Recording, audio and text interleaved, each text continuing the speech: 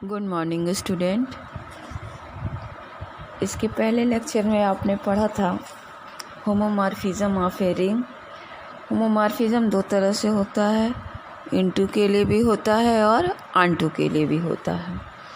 अगर वो होमोमॉर्फिज्म है तो F of A plus B is equal to F of A plus F of B and F of A into B is equal to F of A into F of B. इस पे एक theorem prove किए थे। आज दूसरा theorem है।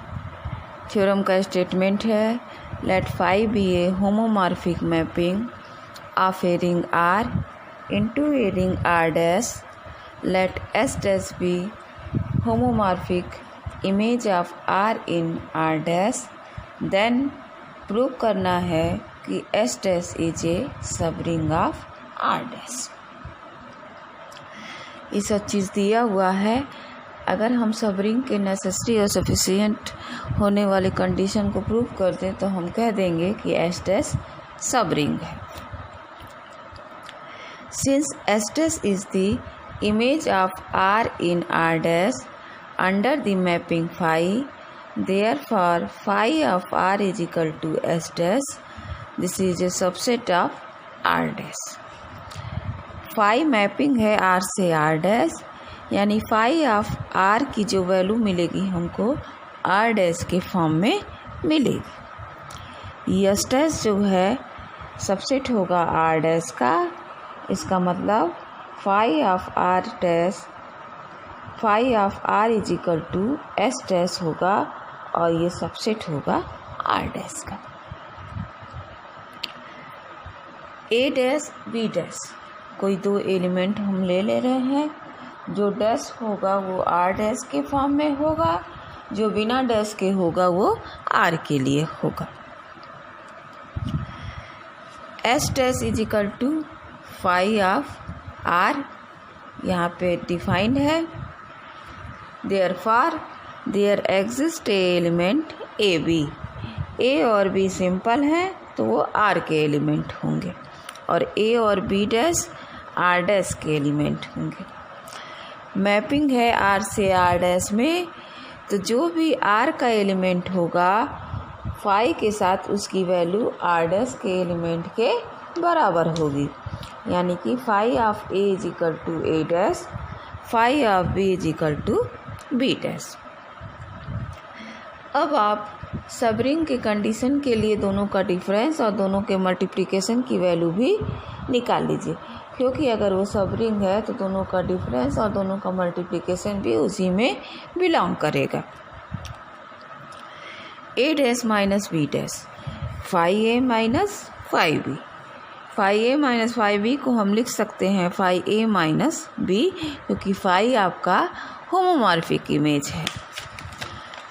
अब आप कह सकते हैं कि ए माइनस बी एलिमेंट होगा आर का, such that A dash minus B dash is equal to phi A minus B. इसका मतलब कि A dash minus B dash element होगा एस डैश का।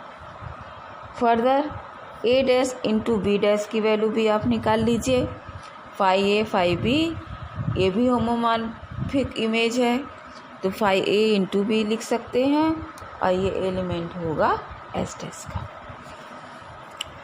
मतलब कि अगर ए और बी आर का एलिमेंट है, थस ए डैश और बी डैश एस डैश का एलिमेंट है, तो ये इम्प्लाई कर रहा है कि दोनों का डिफरेंस और दोनों का मल्टीप्लिकेशन भी एस डैश का एलिमेंट है। यही नेसेसरी और सफिशिएंट कंडीशन है सब रिंग होने का। इसका मतलब कि एस डैश सब रिंग है आर डैश का। नेक्स्ट डिफिनीशन है kernel of a ring homomorphism.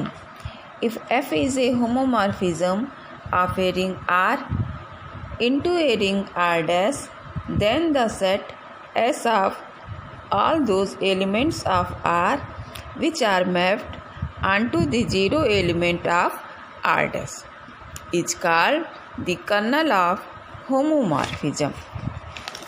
कहने का मतलब जो मैपिंग में एलिमेंट हमको मिलेगा अगर वो 0 हो जाएगा तो वो हमारा कर्नल कहलाएगा। Thus if f is a homomorphism of R into R dash, then S is the kernel of f if S is equal to x element of R। fx की वैल्यू 0 डैश हो जाएगी, जहाँ 0 dash आपका 0 element of R dash हो जाएगा। Next theorem है आपका कि अगर f इज ए होमोमॉर्फिज्म है R से R डैश में विथ कर्नल S, तो आपको प्रूव करना है कि S इज आइडियल होगा R का। ये आपके लिए होमवर्क है, करने का प्रयास कीजिएगा। हो जाए तो ठीक है, नहीं होगा तो हम बता देंगे। धन्यवाद।